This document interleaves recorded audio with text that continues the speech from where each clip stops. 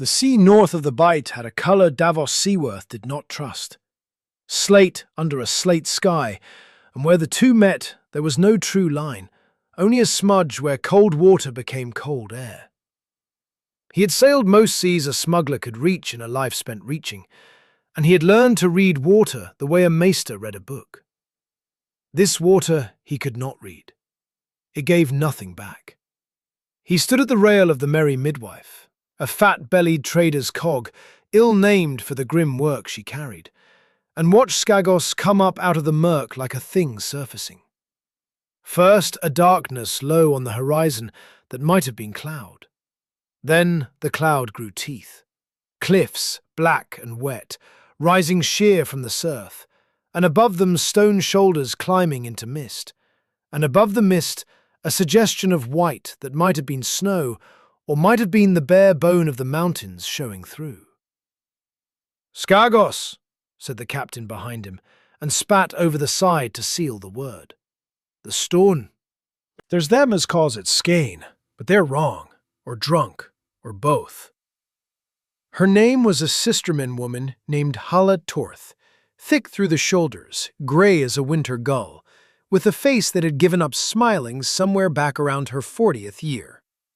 Lord Manderley had hired her because she would go where other captains would not, and because she wanted the gold badly enough to keep her mouth shut about a passenger who had lately been reported burned for a traitor in the courtyard of the Wolf's Den.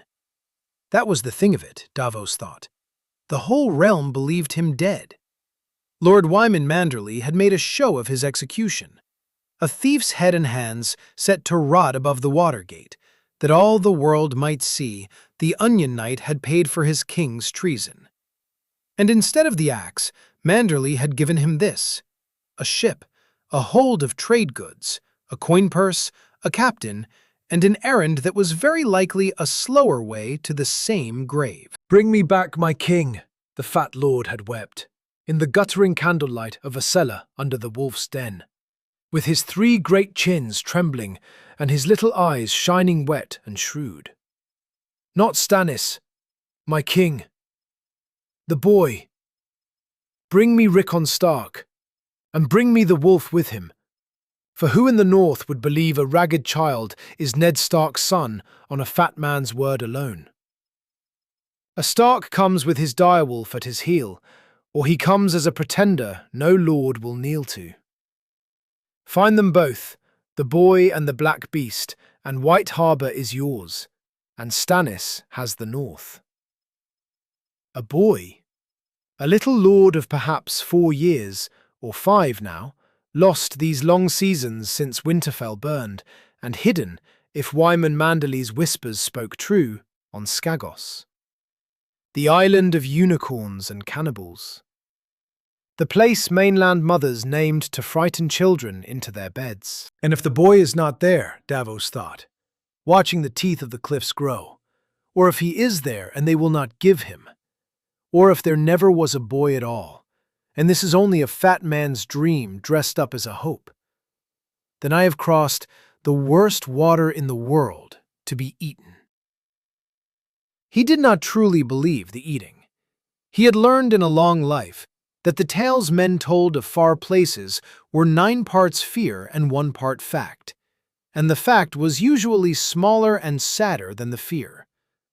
But he had also learned that the 1 part in 10 was the part that killed you. "There's no true harbor," Halla Torth was saying. "Not on this coast. There's beaches where the stone lets you land, and there's beaches where it doesn't, and the difference is your ship's bottom. We put in at Kessel. It's a fishing place on the sheltered side, and they're used to trade, a little. Sisterton men have dealt there, saltfish and wool and skins, going back before your king's grandfather, so they'll not stone us on sight." "Probably." She let that sit. "After Kessel, you're on your own feet, Onion Knight. My ship doesn't climb mountains." "No," Davos agreed. "I'll not ask her to." He had a man for the climbing.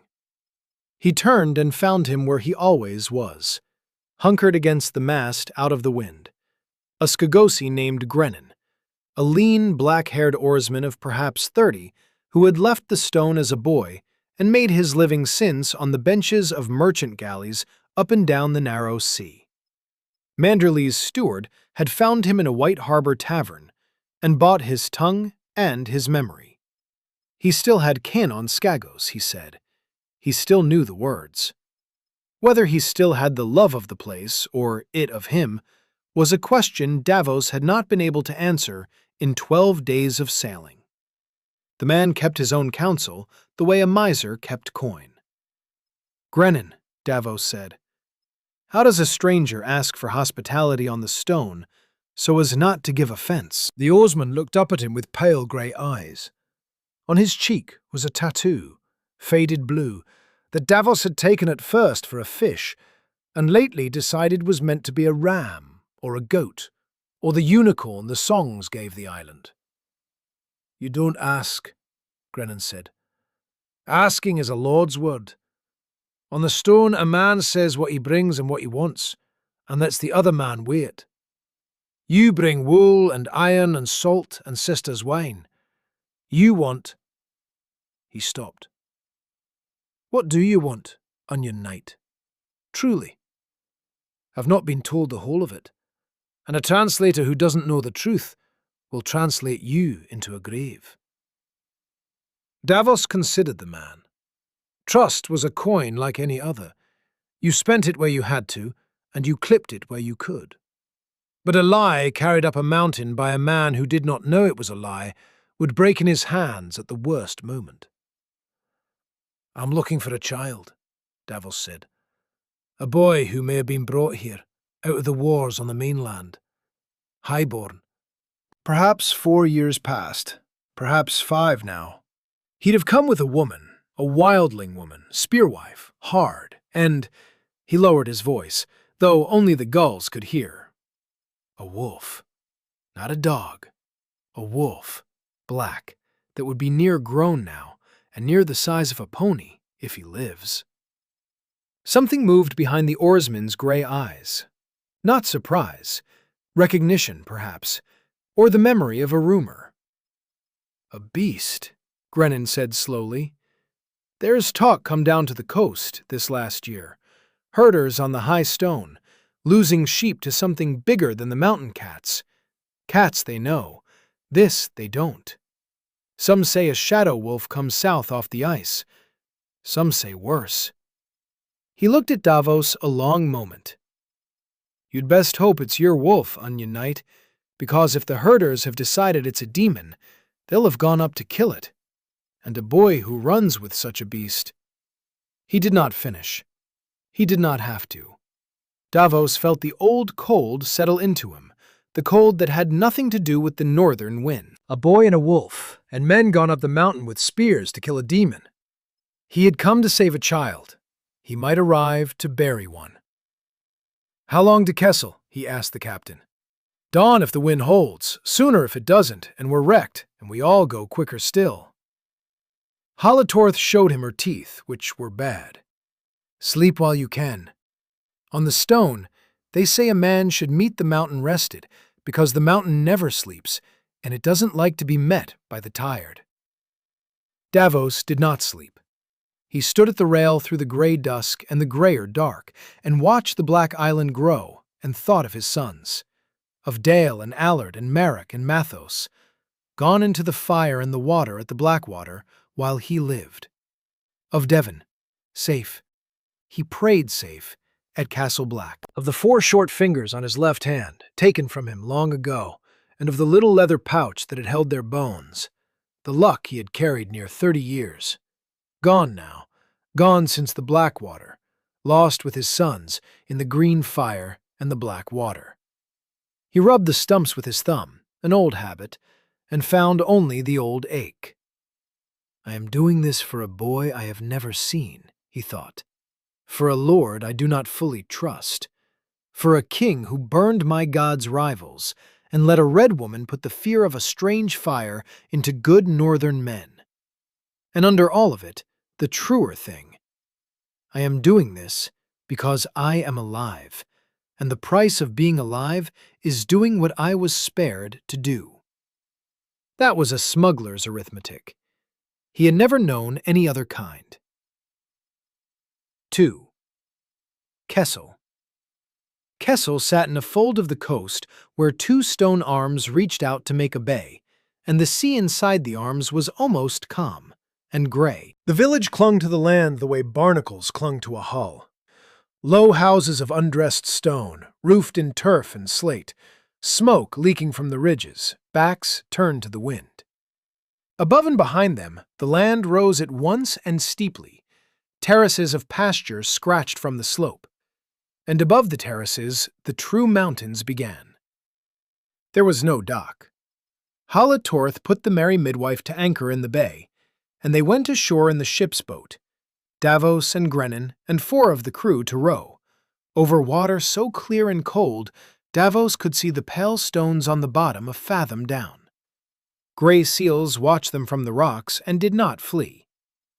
The beach was black shingle, and drawn up on it were the Skagosi boats, small, tough, double-ended things, clinker-built, meant for hard water. And standing among the boats were the Skagosi men. There were perhaps a dozen of them, and they had come down to the water the moment the cog was sighted, and they carried their weapons openly. Spears, mostly, some with heads of good northern iron, and some with heads of bone or horn, and long knives at their belts, and one man, an axe of a shape Davos had never seen, bearded and cruel. They wore skins and rough wool, and boots of seal hide, and their hair was long, and their beards were longer, and their faces were weathered to the color and texture of the stone behind them. They did not look like cannibals. They looked like men who lived on a hard island in a hard age and would do hard things to keep breathing.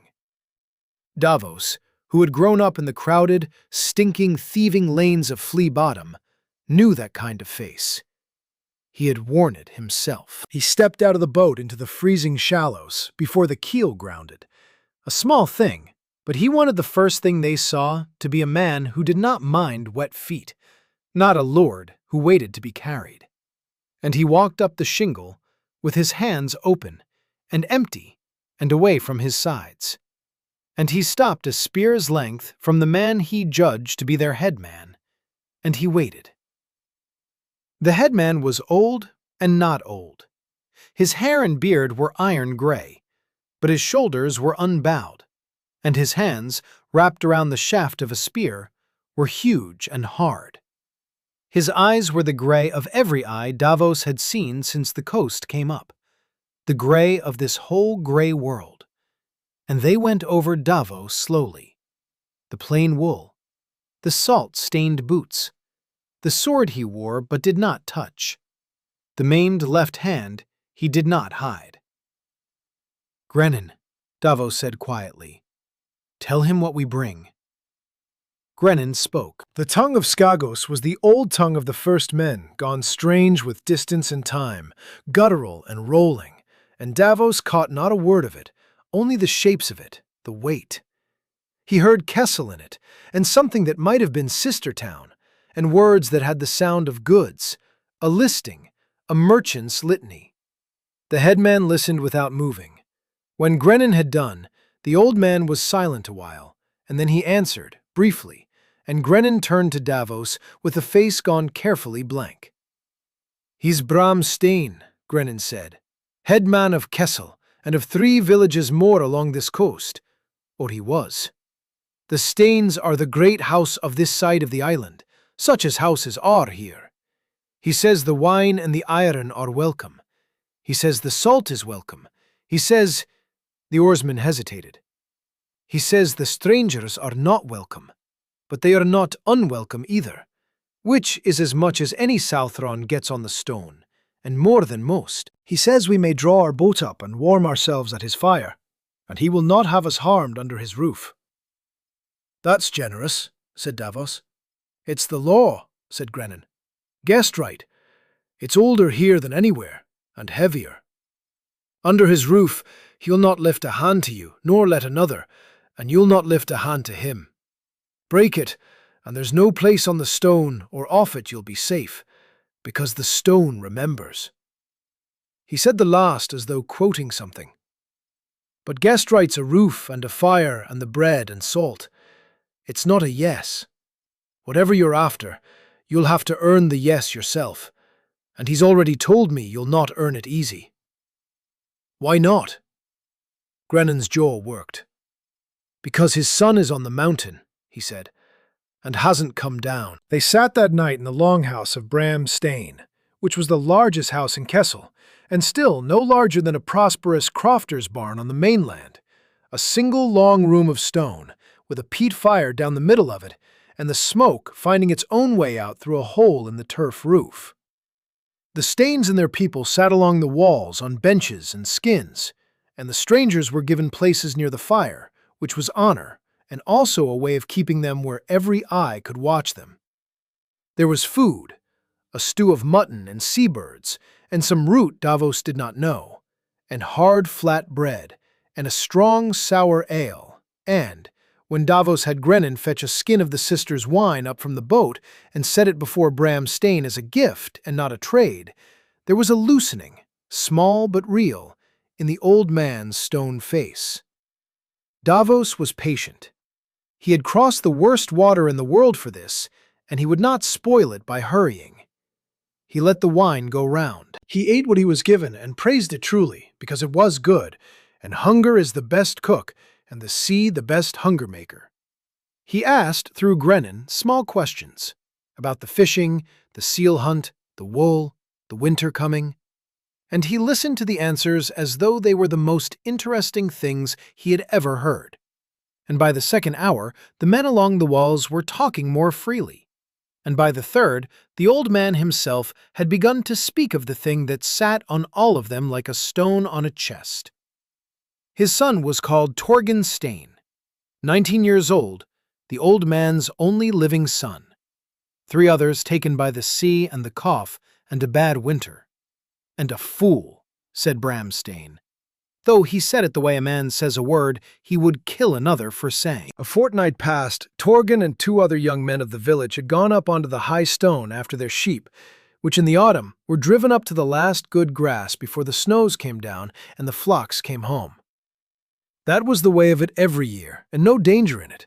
But there had been talk on the high stone this last year, the talk Grennan had spoken of on the ship, of a beast that took sheep, a great beast, black, that came in the dusk and left a slaughtered ewe with its throat torn and its haunch gone, and its own tracks like a wolf's, but too big, far too big, big as a bear's, bigger.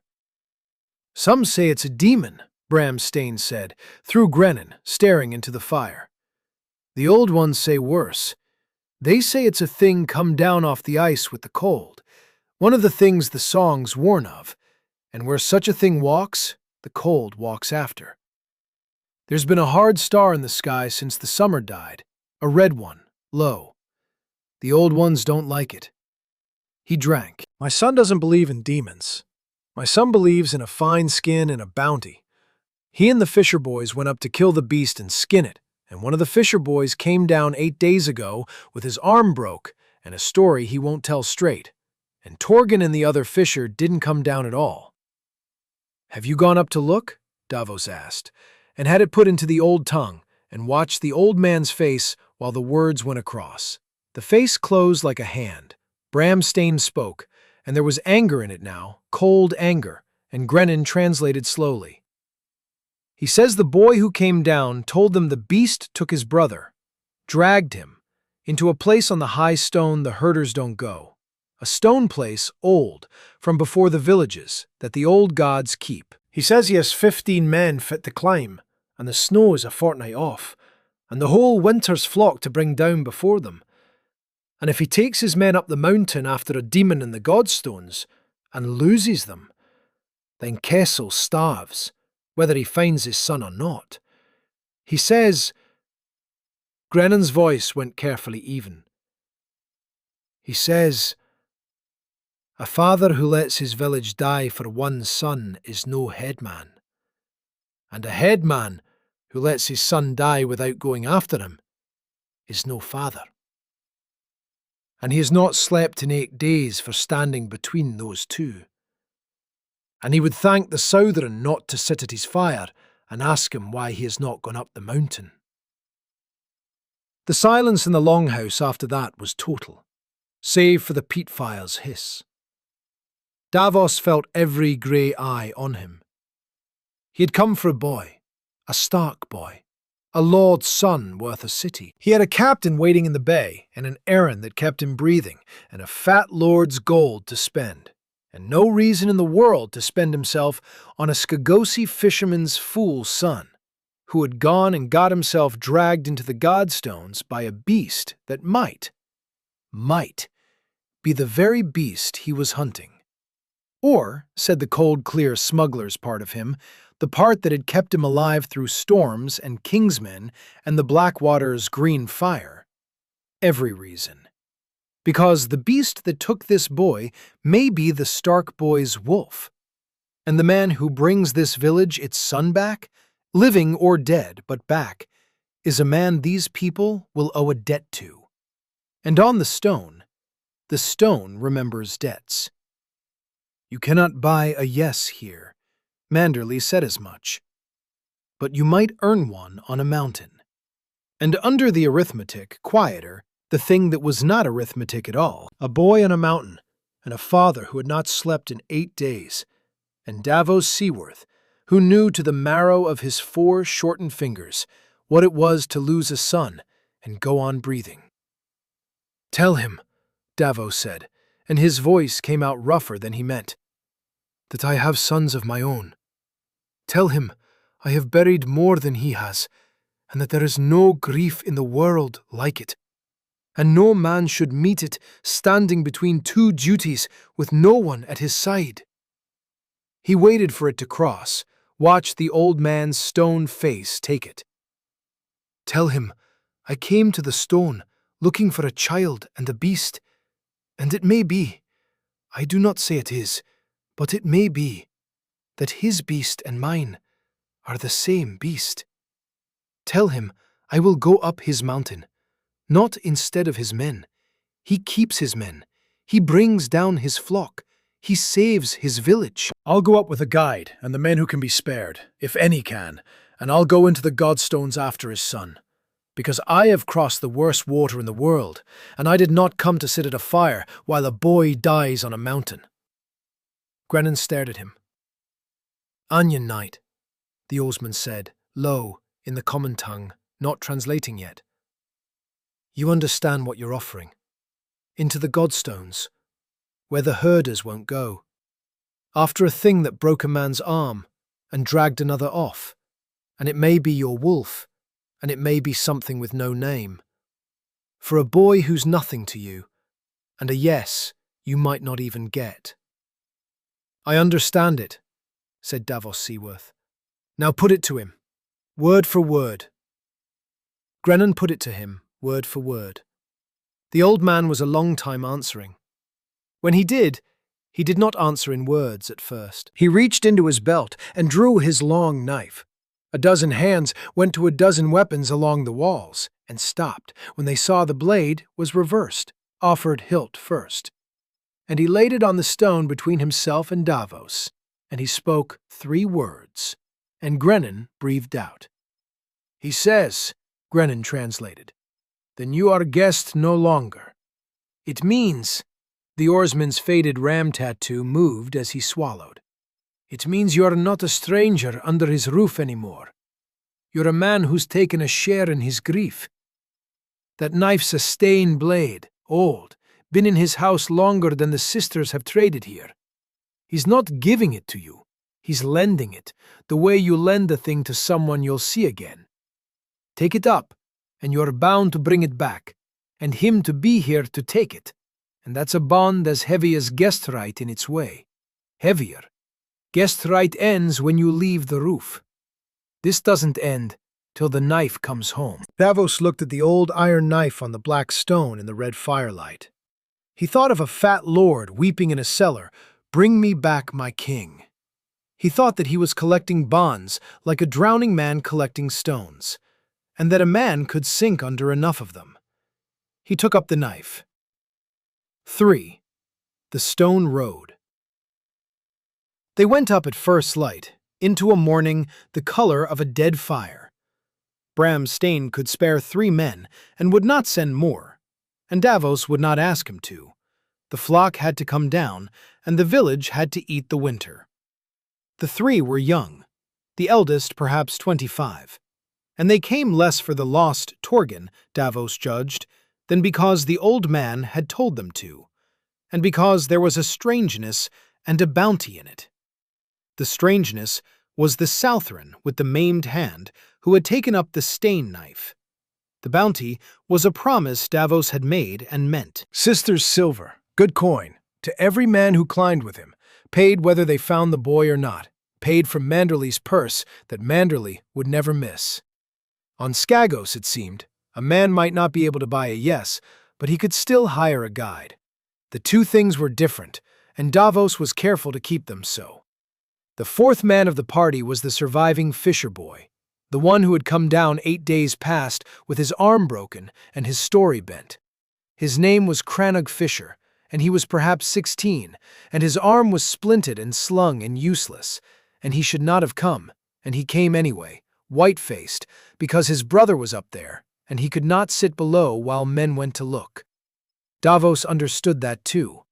He let the boy come, and set him in the middle of the line where he'd be safest, and told Grennan to walk beside him and get the true story out of him on the climb.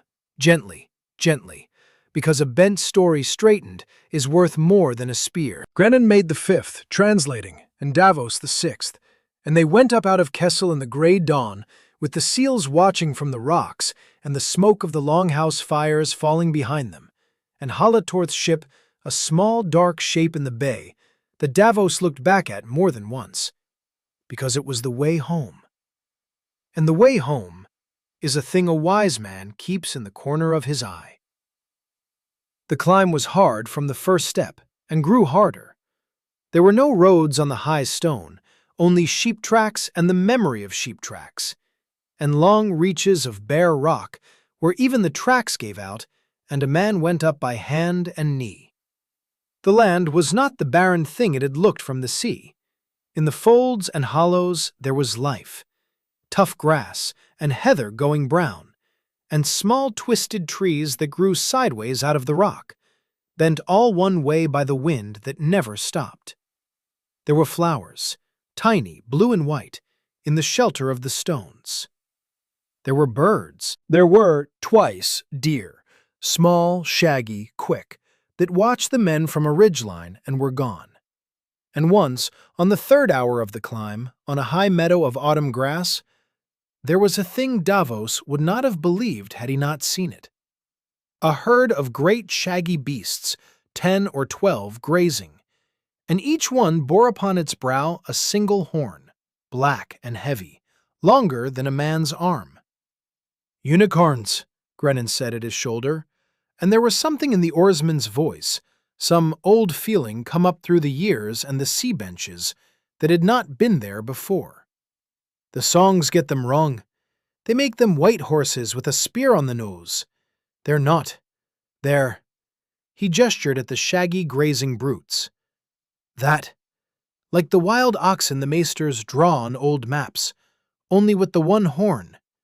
They'll gore a man to rags if you crowd them, and they'll pull a plow or a sled better than any horse if you break them young. The Stain and the Crowl and the Magnar, the old houses, they ride them, some of them, for show and for war. There's not another beast like it in the world, they say. Only here, only on the stone." Davos watched the unicorns graze, black-horned in the gray morning, on a mountain at the edge of the world, and he thought that a man could sail every sea he could reach in a long life and still not come to the end of the world's strangeness. It was a good thought, and it did not last, because the wind shifted then and brought them a smell, and the smell was rot. The unicorns smelled it too, and lifted their heads, and moved off, unhurried, over the shoulder of the hill.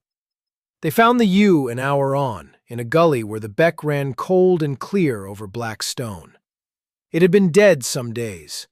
Its throat was gone, and its haunch was gone, and the rest of it was a ruin the crows and the mountain cats had shared. Around it in the soft ground by the water were tracks, and Davos crouched over them with his heart going hard.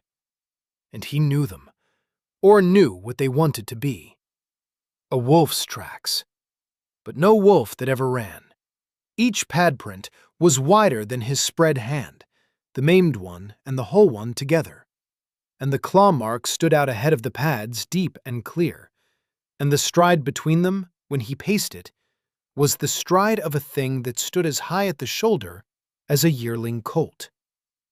Shaggy Dog, he thought. He did not know he knew the name until it was in his head, dredged up from some report, some whisper, some page of a maester's letter read out in a solar a world away. The Stark boy's wolf, the black one, that had gone into the wild with the boy and the wildling woman when Winterfell fell. If this is his wolf, then the boy was alive to bring it here, and may be alive yet. And the beast the herders are hunting, the demon in the Godstones, is a grieving lord's last hope, with 4 legs and a set of teeth. It's a wolf, Davos said aloud to Grennan. A true wolf, not a demon, but a wolf grown to a size that no wolf grows, unless... He stopped. He was not sure how much to say, even now, even here. Unless it's a wolf out of the far north, of the old blood. There are tales. There's always tales, Grennan said. But he was looking at the tracks, and his stone face had cracked, just a little, and under the crack was fear, and under the fear was the same wild old wonder that the unicorns had raised. Onion Knight. If that's a wolf, it's a wolf that took a man, and we're walking up its trail toward the place it took him to, into the Godstones, with 3 hired boys and a lad with a broke arm and me. I want the silver. I don't want to be the next torn-out throat in a gully. Then we're careful, said Davos. We go slow, we go loud enough that it hears us coming and doesn't take us for prey, and we don't crowd it any more than we'd crowd those horned oxen. A wolf that's whelped by men and run with a boy isn't a demon and isn't a hunting cat. It knows men. If we come right, it may not come at us at all. He said it with more surety than he felt. He had known dogs, and he had known the great mastiffs the lords kept, and he had never known a wolf, still less a wolf the size of a pony that had already killed. But the boys were watching him, and Crannog Fisher was watching him whitest of all. And a leader who shows his own fear leads men into panic, and panic on a mountain kills more than any beast. He turned to the fisher boy. Now, he said gentle, Crannog, Grennan tells me your story's bent. I don't blame you for it. A man's brother's taken, he doesn't tell it straight, the telling's too heavy. But we're near the place now, or near enough that the crooked bits could kill us, so I need it straight. What happened up there? What took your brother? And where? And did you see it? And... This is the one that matters, lad. Look at me. Was your brother alive when it took him? The boy's face worked. The bent story, when it came out in pieces, in the old tongue, and Grennan carried it across quietly, and it was worse and better than Davos had feared. They had come up after the beast, the 3 of them, Torgon Stain and the 2 fisher boys, cocky with youth and a fine skin's worth of bounty in their heads. They had found the killed sheep and followed the tracks as Davos had, up into the high stone, up toward the old god place, the ring of standing stones from before the villages that the herders shunned. And near the godstones in the dusk, the beast had come. But not the way they'd thought. Not charging out of the dark, all teeth. It had come slow, out of a stand of the twisted trees, and stood and looked at them, huge and black, its eyes green in the last light, and it had not attacked. It had stood between them and the godstones, as though it were guarding them. And Torgon Stain, 19 and afraid, and ashamed of being afraid in front of the younger boys, had thrown his spear. He had missed, or half-missed, caught it along the shoulder, drawn blood, no more. And then it had not been slow any more. It had come through the 3 of them like a black wind, Crannog it had knocked down and half run over, and that was his arm, broken under a paw the size of a shield. His brother it had bitten and shaken, and the brother had screamed and then not screamed. And Torg and Stain it had driven, not killed, driven, snapping at his heels, herding him the way a sheepdog herds, but a sheepdog the size of a horse, with a bleeding shoulder and murder in it. Driven Torgen back and back, away from the younger boys, in among the godstones and into the dark beyond them, and neither Torgen nor the beast had been seen since. Crannog had crawled to his dead brother in the dark, and lain by him till dawn, and then run down the mountain with his broken arm, and told a story that made the beast a charging demon, because the truth, that they had found a great sad guarding wolf, and Torgen had thrown the first spear, the truth was too heavy, and the guilt in it too much. Davos heard it out to the end. When it was done, he was quiet a while, in the cold gully by the torn yew, with the beck running. So, he thought, the wolf did not hunt them. The wolf guarded something, the godstones, or something in them, and the boy threw first, and the wolf answered. And one boy is dead of the answering, and one is driven off alive, or was, into the dark. Herded, not eaten, herded.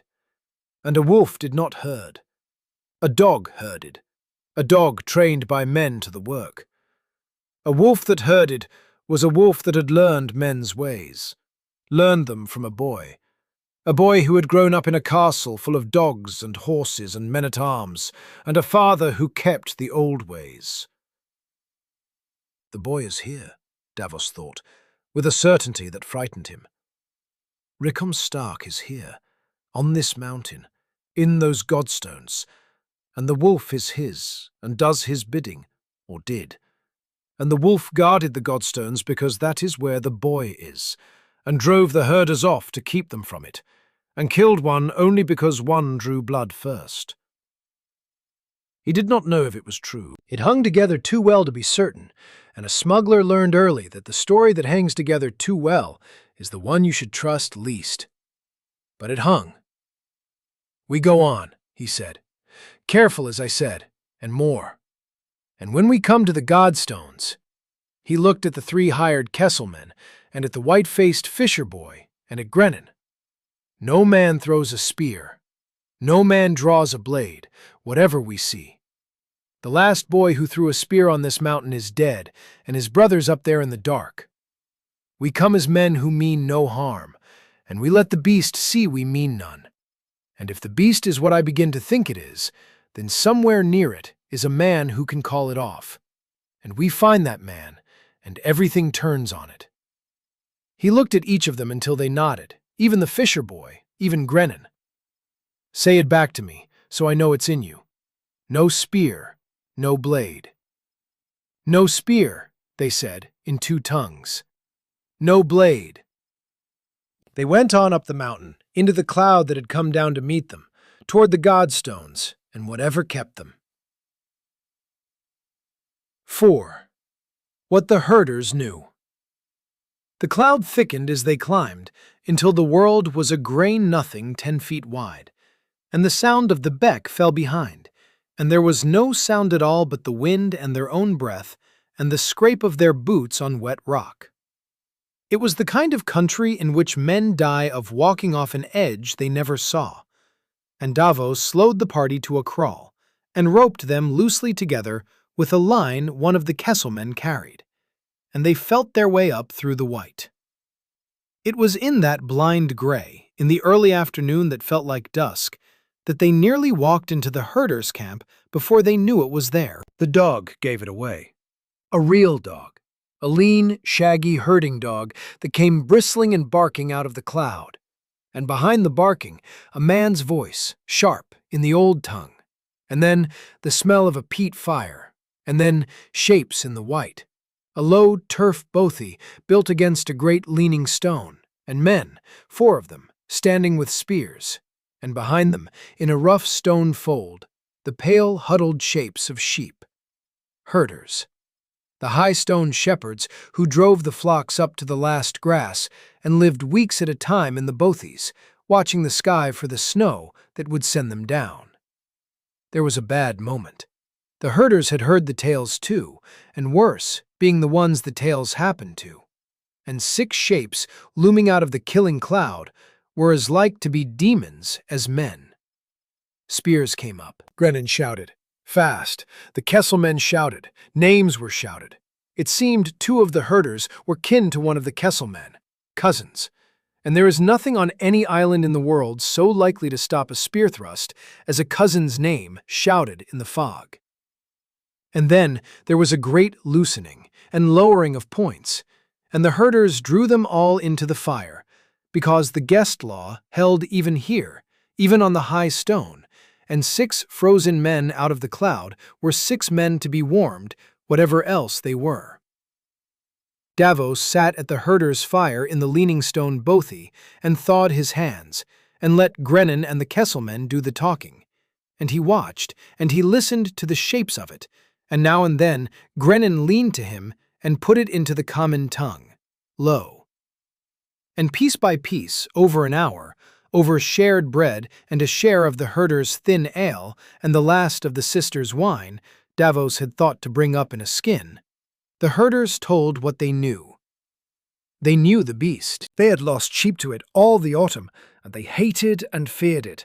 But, and this was the thing, this was the thread Davos pulled, they did not think it a demon.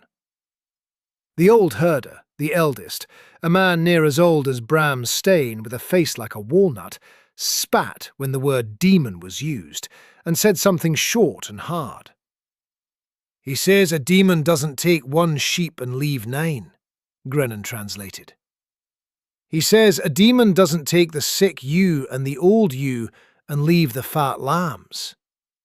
He says the beast hunts like a hungry thing, not a wicked thing, and worse, he says it hunts like a thing that's feeding more than itself. The oarsman paused. He says twice, at the far edge of the light, at dusk, he's seen it carry off a killed sheep whole. Not eat it there, carry it, away, up, toward the godstones. A wolf doesn't do that. A wolf eats where it kills or drags to its own kind. This one carries meat up the mountain to the god place. And a beast that carries meat home is feeding something at home, Davos finished quietly. Or someone. The old herder was watching Davos's face while Grennan spoke, and though he had no common tongue, he read something there, and he leaned forward and spoke again urgently. And Grennan's own face changed as he carried it. He says there's more. He says he'll tell it to the Southron because the Southron came up the mountain and didn't throw a spear, and because... Grennan stopped, started again. He says 3 nights passed, before the cloud came down, in the last of the light. He was bringing in a strayed lamb near the edge of the god place, closer than he likes to go. And he heard, over the wind, a sound he's not heard on this mountain in his life. He heard a child crying, high and thin and quick. A young child, he says, a babe near, 3 years or 4. And then he heard the beast, close, a growl, low, warning him off, and he ran, and he's not gone near since, and he's told no one, because who'd he tell? Bram Stain, whose son the beast has, to send more men to die. He says, Grennan swallowed, he says he thinks the beast has a child up in the godstones. He thinks that's what it feeds. He doesn't know whose or how or why, and he half thinks he dreamed it. But he heard a child cry in the godstones 3 nights gone, as the old gods hear him. He heard it. The bothy was very quiet. The peat fire hissed. Outside, the cloud pressed against the low doorway like a living thing. Davos Seaworth sat with his maimed hand open on his knee, and felt the whole shape of it come together in the cold. The wolf that guarded and herded, and did not eat its kills, but carried them home. The child crying in the godstones. Torgenstein driven off alive into the dark and not seen since. And under it all, a boy of 4 or 5 who had lost his home and his family and his world. Alone on a mountain at the edge of everything, with a great grief-mad wolf for his only guardian. And a wildling woman who— Where is the woman? Davos thought, and the thought was ice. Osha, the spearwife. There was meant to be a woman. A child that age doesn't live a season on a mountain alone, wolf or no wolf. Someone has kept him alive, and if the woman is gone, dead or taken or fallen off an edge in the fog, then the wolf has been keeping a child alive the only way a wolf knows how. By hunting. By carrying the kill home. By guarding the den and driving off every man who comes near. Because the last men who came near this island came to a burning castle, and the boy learned that men mean fire and death. It was too much to be sure of. It was, again, too neat. But the herders had heard a child cry, and the tracks were the boy's wolf's tracks, and the arithmetic and the not arithmetic both pointed up the mountain into the Godstones. And Davos had crossed the worst water in the world, and taken up a lent knife and a fat lord's hope, and there was nowhere to go but on. "How far to the Godstones?" he asked. The old herder answered, and grinning, "An hour, less, but not in this cloud. In this cloud, you'd walk off the weeping edge and never know till you were falling. He says wait for the cloud to lift. It'll lift by dawn, he thinks. The wind's turning. Go at first light. And he says—" Grennan hesitated. "He says the Southron should know one thing more, and then he'll say no more, because it's the old herder's own shame." "Tell me." Grennan spoke to the old man low, and the old man answered low, staring into the fire, and Grennan turned back to Davos with something bleak in his grey eyes. "There were more men up here than us in the Kessel party," the oarsman said. 10 days back, before Crannog's brother died, another party came up. Not from Kessel, from further along the coast. Crow men, from the next great house past the Staines. 7 of them, armed, and not after sheep, after the beast, after the bounty and the fame of it. And a rumour had reached the Crow, the herder says. A rumour that had come off a trading ship. Lysine, the herder thought, or Mirish, one of the slaver city's hulls, that had touched at a Crow beach in the summer. A rumour that there was a great price on a certain lost child out of the wars, a lordling, hidden in the north, and that the child might be on Skagos. Grennan's jaw was tight. The Crow men didn't come up for the beast, Onion Knight. They came up for the child the beast is rumored to guard, because a child like that, sold to the right ship, is a Crow man rich for 3 lifetimes. They went up toward the Godstones 8 days gone, 7 armed men. The herder heard fighting on the wind 2 nights after, men shouting, and the beast, and screaming, and then nothing. He's seen none of them since, up or down. He doesn't know if the beast killed them, or they killed the beast, or they've the child already, and are lying up in the Godstones, waiting for the cloud to lift so they can carry it down to the coast and a ship. He drew a breath. So you may be too late, or you may be just in time. And either way, there may be armed men between you and that boy who want him for gold as much as your fat lord does. And unlike your fat lord, they mean to sell him to worse. Davos sat very still. Here, then, was the moral dilemma sharp as the Stain knife at his belt. He had told himself a story on the climb in which he was the rescuer, the good man come up the mountain to save a lost child and a fisherman's son both. And now the mountain gave him the truth under the story, that he too had come for the child for a lord who wanted him for a cause, that the difference between Davos Seaworth and the Crow men who meant to sell Rickon Stark to a slaver out of Lys or the disputed lands was only the difference between Wyman Manderley and a slave ship, which was a real difference, a difference worth a man's life. But a difference in the buyer, not in the buying. He had come to carry a boy off a mountain to serve a war. So had they. He wore a better master's colours, that was all. No, he told himself, not all. Manderley means to make the boy a lord in his own hall, home in the north his father held. The Crowl mean to sell him into chains across the sea, to be a bought thing in a stranger's house till he dies. Those are not the same, and any man who says they are is a man looking for an excuse to do nothing. I did not come to chain the boy. I came to bring him home.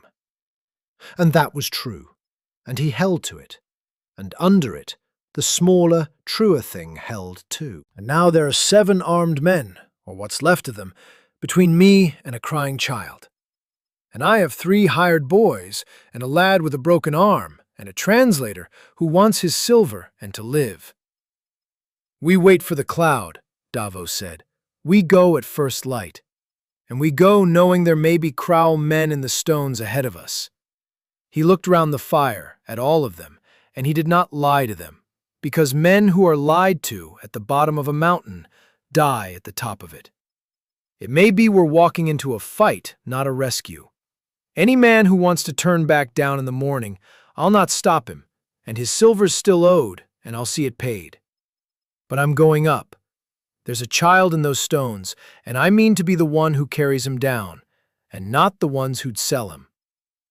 He had said too much, perhaps. He saw the 3 Kesselmen glance at one another at the word child, saw a new thing kindle behind their eyes, not fear now, but the beginning of that same hunger the Crowl man had felt, the hunger for a lost lordling and the gold he might be worth. It was there and gone, but it was there. Davos marked it and said nothing, and knew that the mountain had one more danger on it now, and it was walking up beside him. That night, in the leaning stone bothy, with the herder's dog for a watch and the cloud pressing at the door, Davos did not sleep. He sat with the stain knife across his knees and watched the peat fire eat itself down to red, and his maimed left hand went, from old habit, to the place inside his shirt where the little leather pouch of finger bones had hung for near 30 years, and found nothing. The pouch was gone, had been gone since the Blackwater, since the green fire and the Blackwater took his sons and his luck together, and left him only the stumps to remember them by. He rubbed the 4 short fingers with his thumb and made himself a promise instead of a prayer. I'll bring you down, he told the crying child in the Godstones, who did not know he existed. Whoever you are. If you're the Stark boy, I'll bring you to Manderley. And if you're some herder's lost babe, I'll bring you to your mother. And if you're the fisherman's son, I'll bring you to your father. And if you're only a beast's kill I never got to in time, then I'll carry down what's left of you, so the stone doesn't have to remember it alone. I'll bring you down. That's the whole of it. That's the only master I'll serve up this mountain. It was, he thought, the first clean thing he had promised in a long time. 5. The cave. The cloud lifted before dawn, as the old herder had said it would, tearing away up the mountain on a hard, cold wind out of the north, and the sky behind it was the deep bruised violet of the hour before first light, and low on the northern horizon, over the mountain's shoulder, burned the red star Bram Stain had spoken of, the wanderer, the ill-omened one, hard and red as a wound. Davos looked at it once, and looked away. He had had enough of comets and the meanings men gave them. They went up in the last dark, 6 of them. The herders would not come, the guest law having its limits, and a herder's first duty being his flock. Davos and Grennan and the 3 Kesselmen and Crannog Fisher who would not be left.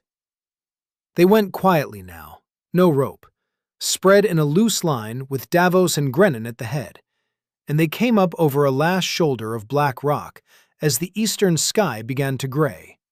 And there below them, in a high bowl of the mountain, they saw the Godstones. It was a ring. A great ring of standing stones, grey and lichened and leaning with unthinkable age, each taller than a man, some taller than two, set in a circle on a flat green shelf of the mountain with a black tarn at its centre that held the last stars.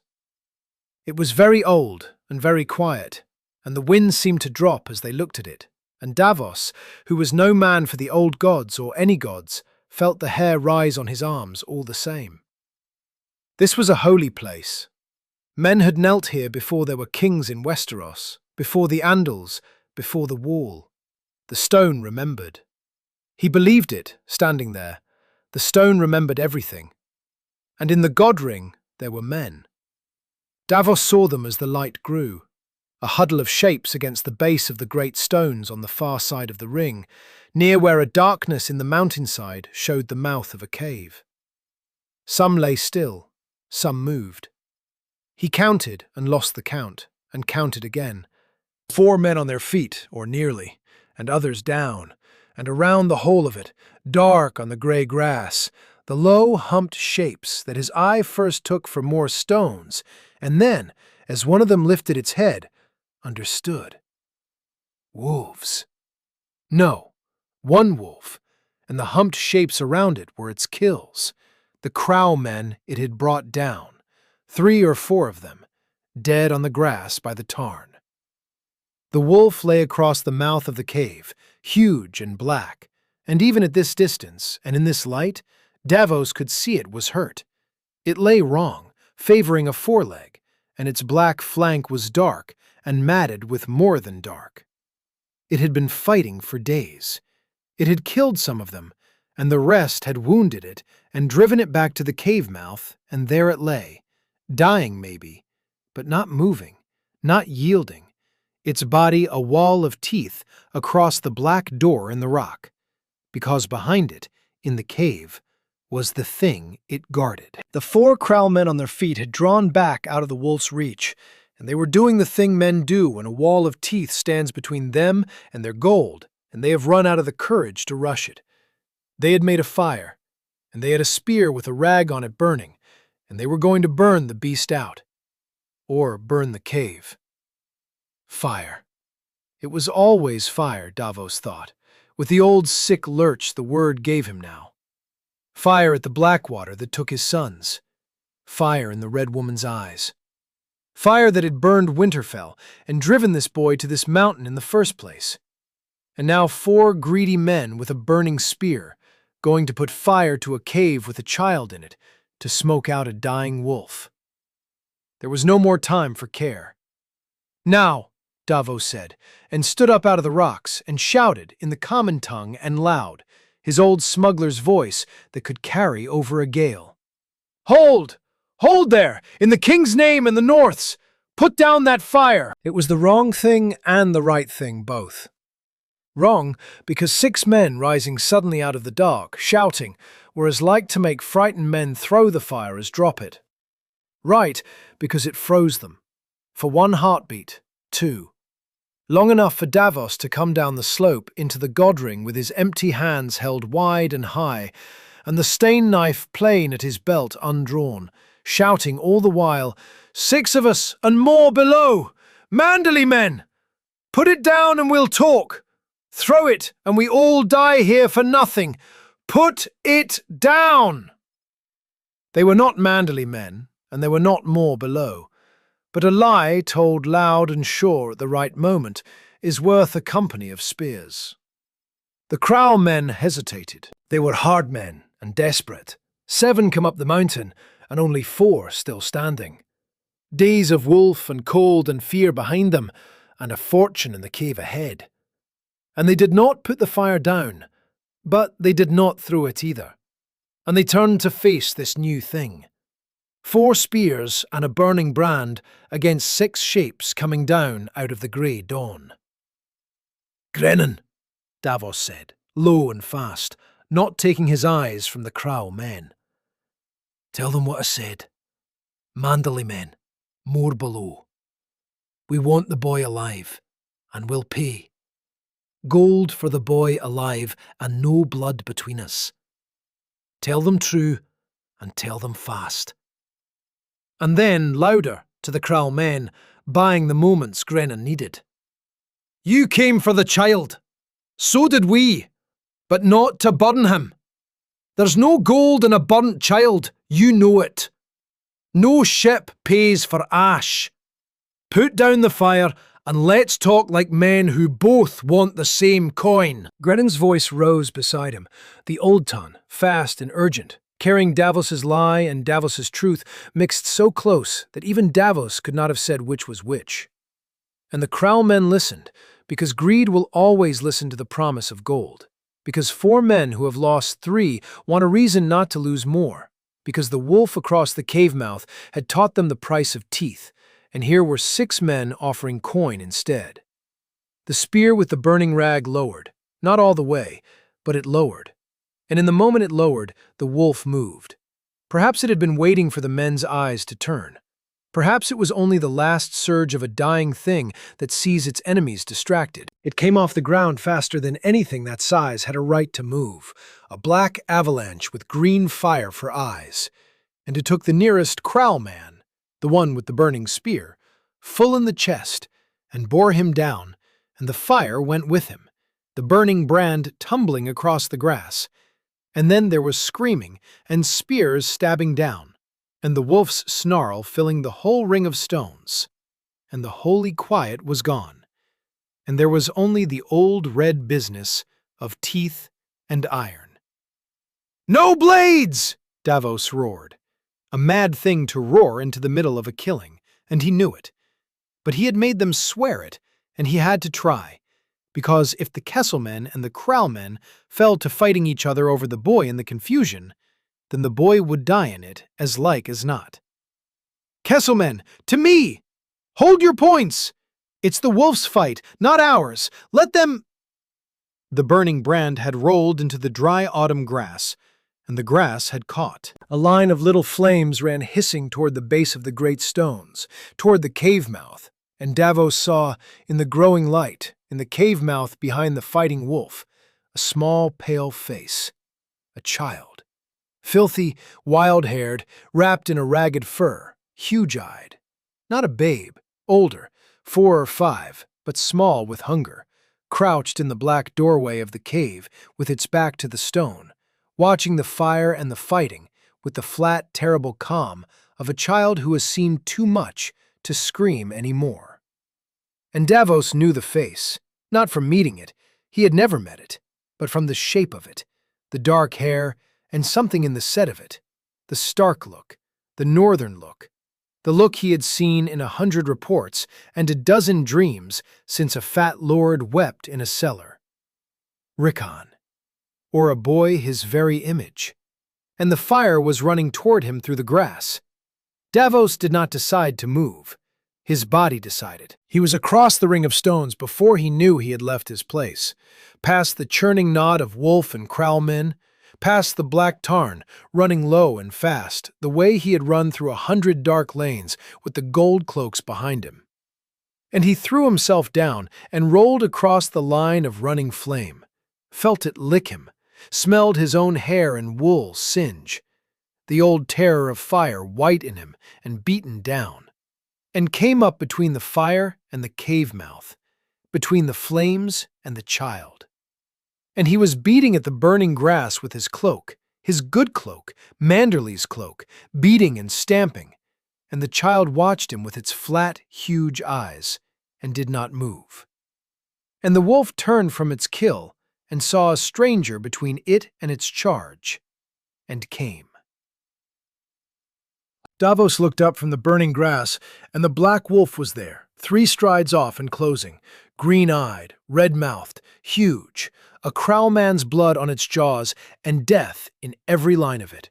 And there was no spear that would have saved him, and no blade, and he had forsworn both anyway, and there was no time to run, and nowhere to run to, and behind him, the child. So Davos Seaworth did the only thing left, The thing that was not arithmetic, and not courage either, but something older. The thing a man does when there is nothing left to do. He stopped. He did not raise his hands. He did not shout. He turned and put his own body full between the wolf and the child, and he went down on his knees on the burned grass. Small, low, no threat. The way you'd go down before a frightened dog. And he spread his maimed, empty hands wide, and he looked at the great beast, not in the green eyes, never in the eyes. A wolf takes the eyes for a challenge, but at the ground before its paws. And he spoke, low and steady, not the words mattering, but the sound of them, the way he'd have gentled a spooked horse, or a crying child, or a frightened man on a sinking deck. "Easy," he said. "Easy now. Easy, Great One. I'm not here for him. Look at me. I'm on my knees, see? I'm small. I'm no threat to you or yours. Easy." His voice did not shake, though everything in him shook. "You've kept him. All this long while you've kept him alive, and no man helped you, and I know it. I know what you've done, and it's a greater thing than any knight ever did. Easy now. Let me help you keep him. Easy." The wolf stopped. It stood over him, close enough that he felt the heat of it, and smelled the blood, and the wet fur, and the wild, rank breath of it. And it snarled, low, a sound he felt in his chest and his knees and the roots of his teeth, and its green eyes bored into the top of his bent head. And Davos knelt in the burned grass with his hands spread and his eyes down and his life in the balance. And behind him, small and clear, a child's voice said something. A single word, thin and rusty from long disuse, but plain common tongue. The tongue he'd been born to, wrapped around some private sound he and the wolf had made their own across a long season alone. A calling sound. A come-away sound. And the wolf's ears went back, and the snarl died in its throat, and it looked past Davos to the child. And it went to him. It limped past the kneeling man, so close its matted flank brushed his shoulder, and it went to the boy in the cave mouth and stood over him, between the child and all the world, and turned its bloody, green-eyed head back to face the ring of stones and everything in it, and lay down at last across the boy's feet, spent, guarding still, but no longer hunting. And the boy put one small filthy hand into the black fur at the wolf's neck, and was quiet. Davos Seaworth knelt on the burned grass and shook, and did not fall down. And behind him, the fight was ending. It ended badly, and it ended well. The wolf's charge had broken the crowmen, and Davos's shout and Grennen's translated promise had broken their will. And when the wolf went to the boy and lay down, the fight simply ran out of the survivors like water out of a cracked jug. 2 crowmen were dead by the wolf, and one was dying, and the last, wounded, threw down his spear and sat in the grass with his hands on his head, and his fortune 3 feet away behind a wall of black fur he would never dare cross again, and wept, whether for his dead friends or his lost gold, Davos never knew. The Kesselmen stood at the edge of the ring with their spears and their eyes wide, having, to their eternal credit and Davos's abiding relief, kept the oath. No blade, no spear thrown, through the whole of it. More from terror than virtue, perhaps, but kept it.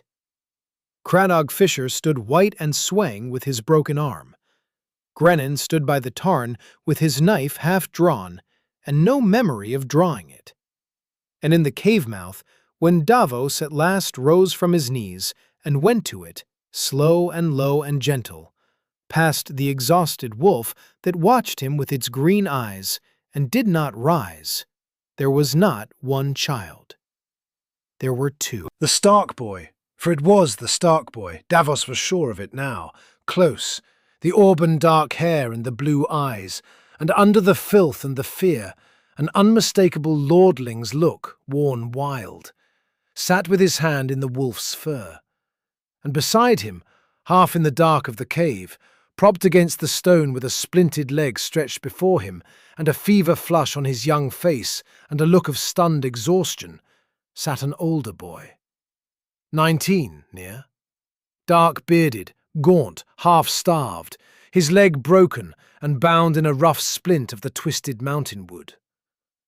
Torgon Stain. Alive. Davos stood in the cave mouth and understood the last piece, and it was not the piece any of the stories below had guessed. The wolf had not killed Torgon Stain. It had driven him, herded him, into the Godstones and into the cave. And there Torgon had found the child, alone, half wild, a spearwife's frozen body somewhere back in the dark of the cave. Davos found it later, curled and long dead. The woman Osha, who had died. Of a fall, a fever, the cold, some accident of the merciless mountain. Died protecting the boy and left him to the wolf's keeping. And Torgon Stain, 19 and a fool, his father said, had done a thing that was not a fool's thing at all. His leg broken by the wolf, trapped in a cave on a demon mountain with a lost child and a beast that would kill him if he tried to leave. Torgon had stayed and cared for the child, and shared the wolf's kills that the wolf brought to the cave mouth, and learned in his broken-legged captivity that the wolf did not mean to eat them, but to keep them, and had become, over 8 starving days, part of the small, strange pack the mountain had made. The wolf, the wildling's orphan, and the fisherman's son, who could not run away, and so had chosen to stay. "Your father sent me," Davos said to him, gentle, and had Grennan put it into the old tongue when he saw the boy had no Southron. "Torgon Stain, your father lent me his knife. He touched it at his belt, and I'm to bring it home, and you with it. Can you walk, with help? We'll carry you if not. It's time to go down the mountain." Torgon Stain looked at him a long moment with fever-bright eyes, and then he looked at the small, wild boy beside him with his hand in the wolf's fur, and he said something, and Grennan's voice, when it came, was rough. "He says he'll not go down without the child," Grennan translated. "He says the child's been left too many times. He says he stayed for him, and he'll not leave him now for any man, not for gold, not for his father, not for you. He says—" The oarsman paused. "He says if the Southron means to take the boy to sell, like the Crow meant to, then the Southron can leave them both on the mountain, because he'd sooner die here in the Godstones with the boy and the beast than see him sold." And there it was, the last knot, tied by a fisherman's son who was braver and truer than any of the men who had come up the mountain for gold. Davos looked at the 2 boys and the great dying wolf, and he thought of Wyman Manderley weeping in his cellar, and he thought of the North and the war and King Stannis, and he thought that all the great matters of the realm had come down, here on this mountain at the edge of the world, to whether Davos Seaworth would tell the truth to a fevered boy. "Tell him this," Davos said, and knelt down so his eyes were level with Torgon Stain's, and spoke slow and plain so that every word could be carried true. "I did not come to sell him. There are men who would. You've killed some of them, or the wolf has. I came for a lord who means to make him what he was born to be. A lord in his own hall, in the warm, in the north his father held, safe and honored and free. Not chains, not a ship. Home." He drew a breath. "But you're right not to trust a stranger's word, because a stranger's word is worth nothing, and you've learned that hard. So I'll not ask you to trust it. Here's what we'll do, and you'll see I mean it. We go down together, you and the child both, and the wolf if it can walk and will come. To your father's roof in Kessel, to Guestright, under Bram's Stain, where no man can touch either of you. And there, in your father's hall, with your father's law over us, I'll tell the whole of it plain, who the boy is, and who I serve, and what I mean for him, and your father and you will weigh it. And if you say the boy stays on Skagos, then—" Davos stopped, because he was about to promise a thing that would cost him his errand, and maybe his life, and because promising it anyway was the only clean road left. "Then he stays, and I'll have crossed the worst water in the world for nothing, and I'll cross it again home, empty-handed, and that's the truth, and you have my word on it, for whatever a stranger's word is worth. Now, will you come down?" Grennan stared at him while he translated it. Stared because he understood what Davos was giving away. The errand, the yes, everything. But he translated it true. Davos watched the fevered boy's face as the words crossed, and he watched the small, wild child watching him with those flat blue eyes. And he waited. Torgenstein looked at the child as if he understood, and he did understand.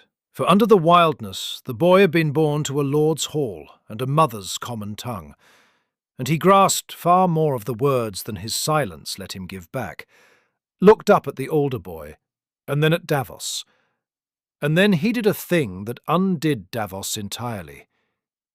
He let go of the wolf's fur, and he stood, small and filthy and steady, and he walked the 3 steps across the cave mouth, and he put his small, cold hand into Davos Seaworth's maimed one.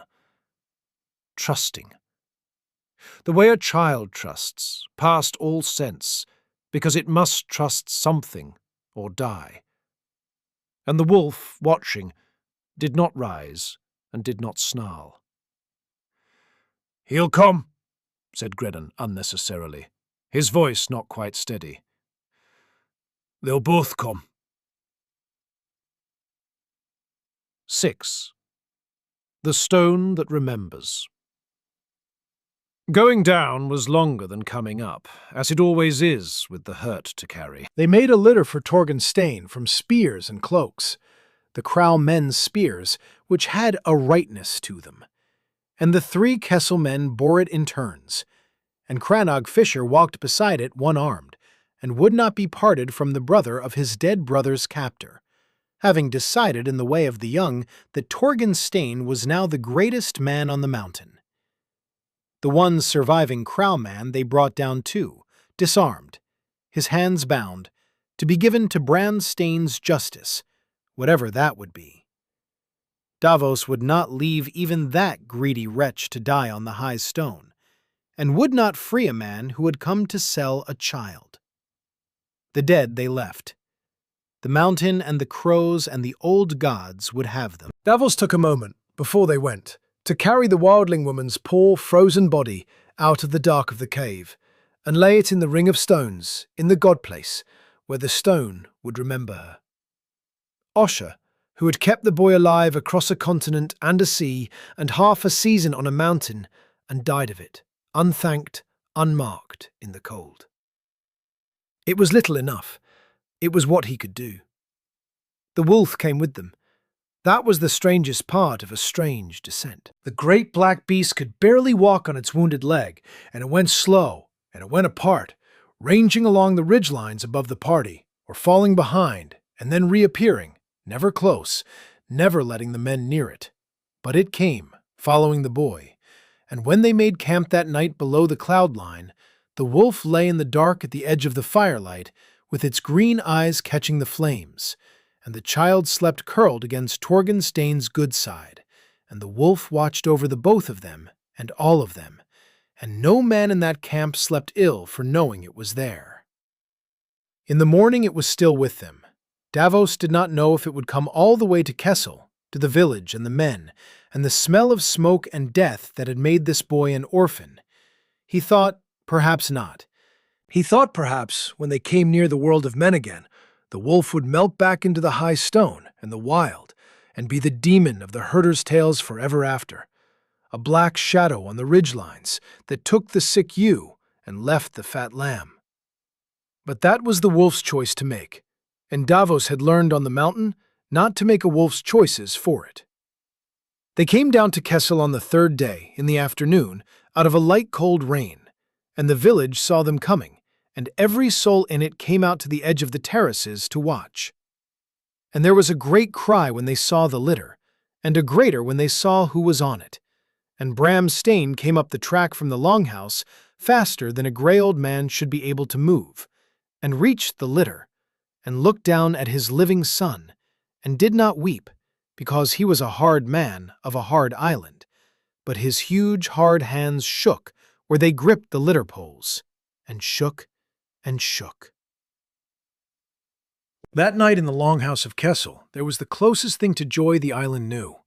Not the loud joy of the south, no minstrels, no dancing, but a deep, grave gladness. The ale going round and round, the fire built high, the boy Torgen's fever broken by the warmth, and his leg to be set proper by the old woman who set such things, and the whole village crowded in out of the rain to look on the son come back from the Demon Mountain and the two strange children he'd brought with him. The small wild boy who would not leave Torgen's side, and the wolf that had not come into the village but lay, they said, out on the black shingle above the tide line, in the dark, watching the lights of the houses with its green eyes, and would let no man near, and went nowhere. And when the ale had gone round enough, and the gladness had settled into something a man could talk across, Davos Seaworth stood up in the longhouse of Bram Stain and kept the last of his promises.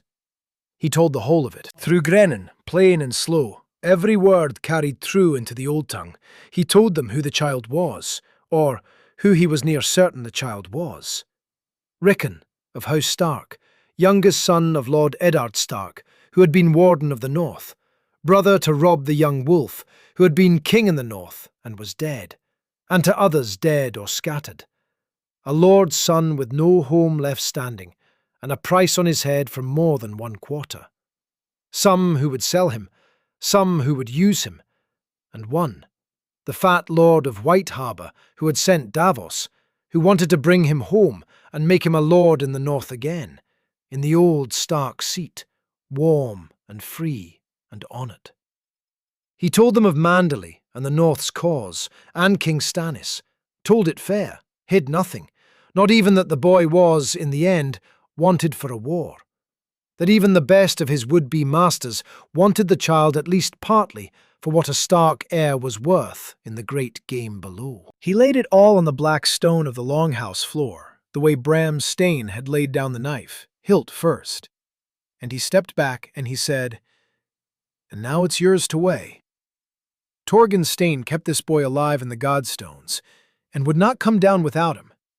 And that's a claim on him no gold can match, so I'll not carry him off against your will. If you say he stays on Skagos, hidden, safe on the stone where no Southron ship can find him, and no war can reach him, then he stays, and I go home empty, and I'll speak no word of where he is to any man living. That's my oath, and here's the knife I'll swear it on. And he drew the Stain knife and reversed it, and laid it hilt first on the stone at Bram Stain's feet, and gave it back. There was a long silence in the longhouse then, the peat fire hissing, the rain on the turf roof, the whole village weighing a lord's son and a war and a stranger's oath. It was not Bram Stain who answered. It was Torgen, from his litter by the fire, his leg newly set and splinted, his face still gaunt, but his eyes clear now, the fever gone. He spoke, and there was a new weight in him, the weight of a boy who had grown into a man on a mountain in 8 starving days, and the longhouse listened, and Grennan carried it across to Davos low. "He says the boy can't stay," Torgen Stain said, through the oarsman. "He says he'd keep him if keeping him were kindness, but it isn't. He says Skagos is a hard rock and a poor place, and the boy's a lord's son, and to hide him here forever would be to make him what the wildling woman made him, a wild thing on a mountain, hunted, hungry, with a wolf for a family and a cave for a hall. He says the boy's had enough of caves." Torgen looked at the small wild child, who sat by his litter with his eyes going from face to face, following the common tongue the men used with the Southron. Home, father, Lord, words he understood well enough, though he kept them behind his teeth and gave nothing back but the watching. He says he's kept the boy alive to be a boy again, not to be a secret, and he says— Grennan's voice caught. He says he believes the Southron.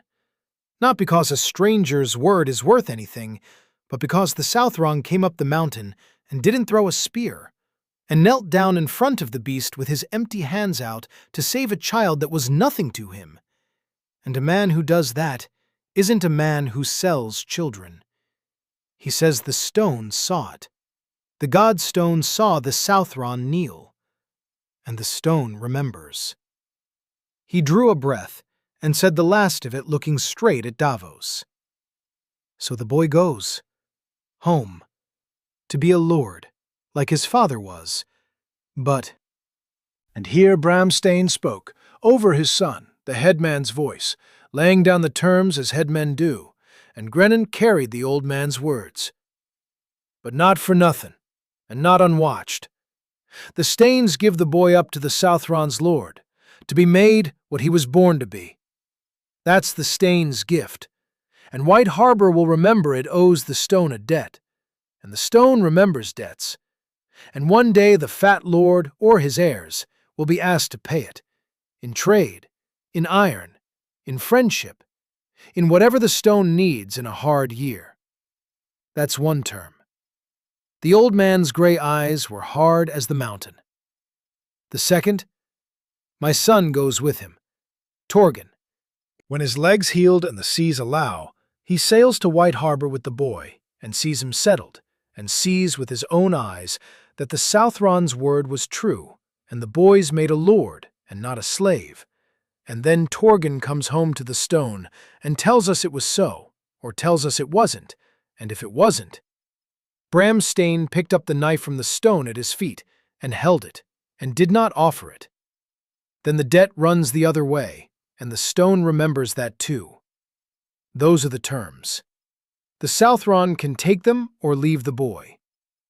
Davos Seaworth looked at the hard old man and his brave, fevered son, and the small, wild lordling, and the crowded, firelit longhouse at the edge of the world, and he felt something in his chest he had not felt since before the Blackwater, since before the fire took his sons. A kind of clean gladness, the gladness of a thing coming out right against all the weight of the world. "I'll take them," he said. "Gladly, and I'll carry those terms to Lord Manderley, word for word, and hold him to them. And if he tries to wriggle from the debt he owes the stone, he'll find the Onion Knight standing in his way.